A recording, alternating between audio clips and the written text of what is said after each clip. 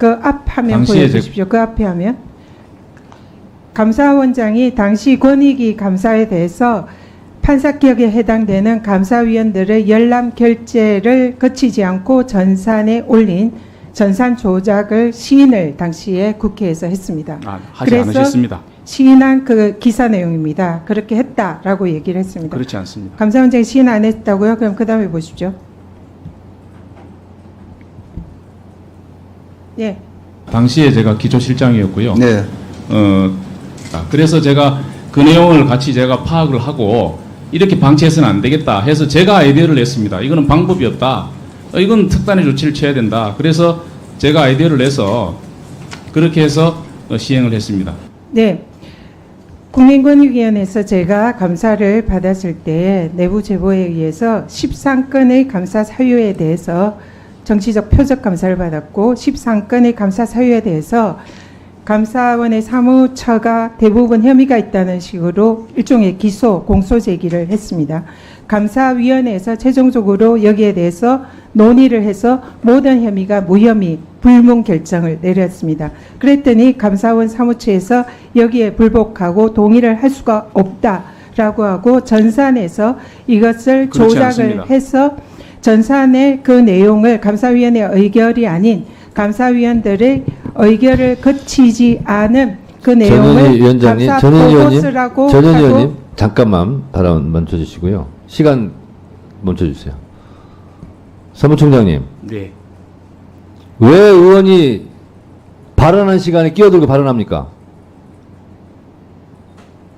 네? 왜 그래요? 그 사실과 다른 말씀을 하시기 때문에 그러면 예. 의원이 질의할 때 답변할 때 얘기하면 되잖아요.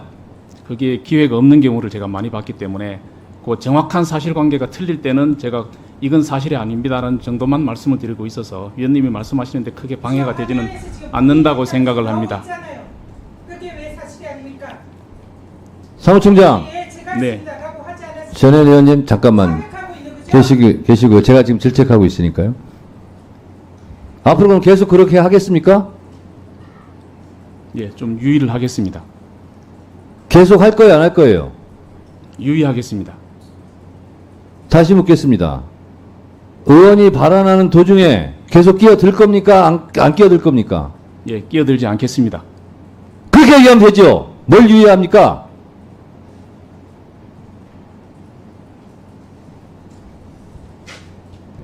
지난 21대 법사위 버릇 고치세요.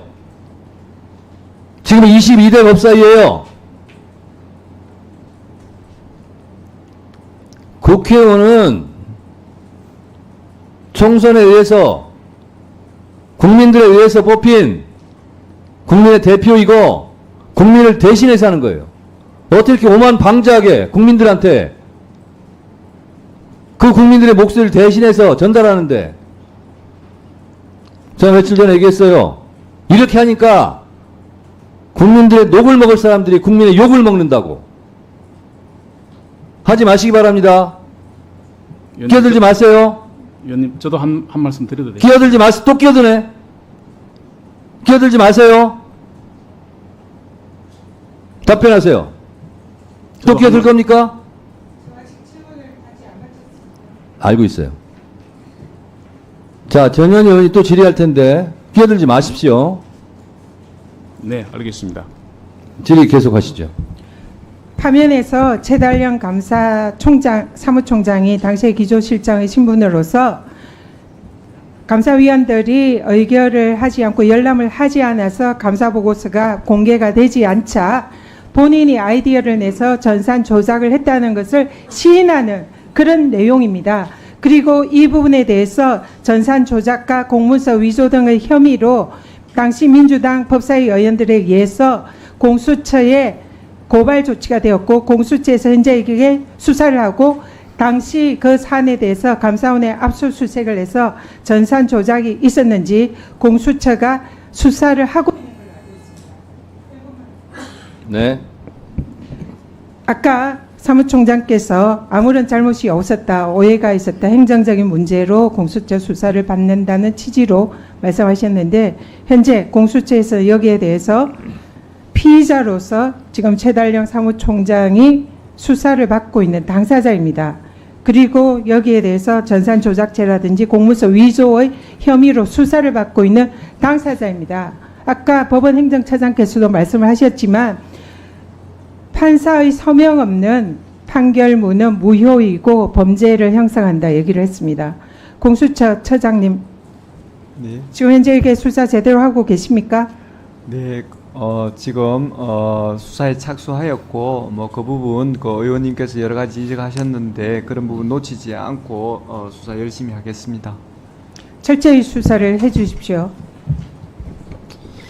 네, 수고하셨습니다. 다음은 만약 윤석열 대통령이 탄핵이 된다면 어디로 돈이 몰리게 될까요? 이런 뉴스들을 보시면서 동시에 부자가 될 수 있다면 믿으실 건가요? 지갑에 단돈 10,000원이라도 있고 시사정치에 관심이 있으신 분들이라면 지금 당장 돈을 벌 결심을 하셔야 합니다. 정치 뉴스를 꾸준하게 잘 챙겨보는 것만으로도 돈을 벌 기회가 있고 또 이미 큰 돈을 버는 사람들이 있죠. 이 사람들의 차이점은 뉴스를 단순히 뉴스로만 보는 게 아니라 실제로 어떤 종목들에 큰 영향을 미치게 되고 그렇다면 어디에 투자를 해야 돈이 몰리게 되는지 알고 있습니다. 월급만으로는 절대 채울 수 없는 부를 축적하고 있는 것인데요. 얼마 전 한강 작가가 한국인 최초로 노벨상을 받았다는 것을 구독자 여러분들 모두 아는 사실일 겁니다. 이때 부자들은 재빠르게 노벨상 수혜주 종목들을 찾았고 그 결과 예스24라는 종목이 순식간에 2연상을 하며 200% 가까이 오르게 되었죠. 저희 구독자 여러분들은 이미 다들 아시겠지만 이 예스24 종목은 저희가 정확히 어느 가격에 매수해야 하는지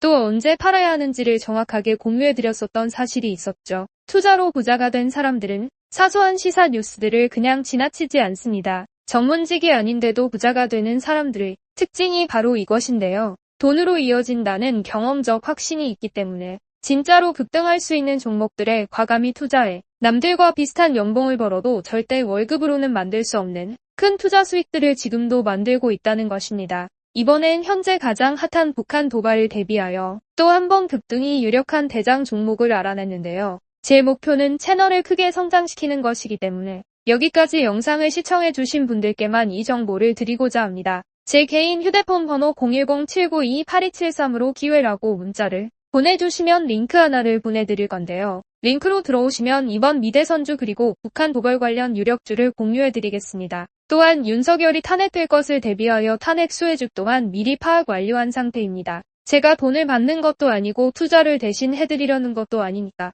어느 시간이든 편하게 문자 한번 주시면 되겠습니다. 단돈 10,000원으로라도 시작해야 하는 게 투자와 재테크죠. 수익을 보시게 될 여러분들께 제가 바라는 것은 딱 하나입니다. 지금처럼 제 채널의 구독과 좋아요를 눌러주시고 새로운 영상을 만들 때마다 시청을 해주시면 됩니다. 제 번호를 꼭 기억해주세요.